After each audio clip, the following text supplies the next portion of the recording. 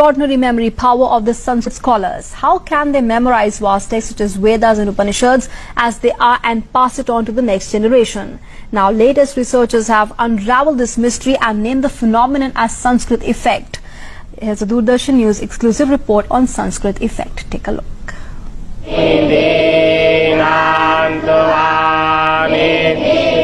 Sanskrit, which literally means perfected or refined, is one of the oldest human languages.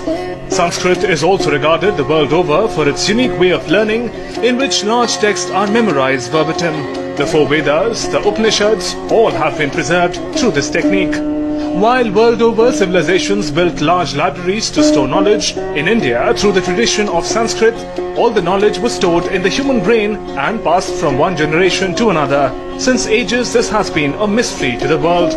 Now, through modern scientific research, this mystery seems to be unraveled at last. A study on Sanskrit effect, which has been reported in the journal Scientific American, has claimed that memorizing Vedic mantras enhances the brain regions associated with cognitive functions such as memory. The term Sanskrit effect was coined by American neuroscientist and Sanskrit scholar James Hartzell. Hartzell studied Sanskrit at Harvard and Columbia Universities and cognitive neuroscience at the University of Toronto. He discovered that memorizing Vedic mantras increases the size of the brain regions associated with cognitive processes.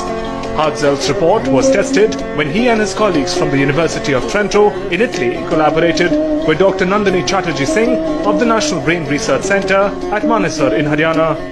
This extensive research has established that through this unique memorizing technique used in traditional Sanskrit learning, brain's capacity significantly increases. What we did was we compared professionally trained Vedic pundits, Yajurveda pundits, from the Delhi area with carefully matched controls.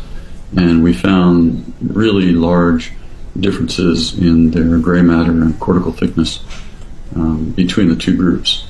So this is what's called a cross-sectional study. And cross-sectional studies show you that the phenomenon that you're interested in. So in this case, we're looking, is there some relationship of the brain plasticity or the changes in gray matter that might occur from this practice? Can we see such a difference between, and the way you look for that difference is you compare the two groups. Brain के कौन से structures हैं वो बदले हैं औरों के मुकाबले, और यहाँ हम देखते हैं कि जैसे हम लोगों ने सोचा था कि हिपोकैम्पस या मेमोरी का वो हिस्सा जो है वो थोड़ा बड़ा हुआ था.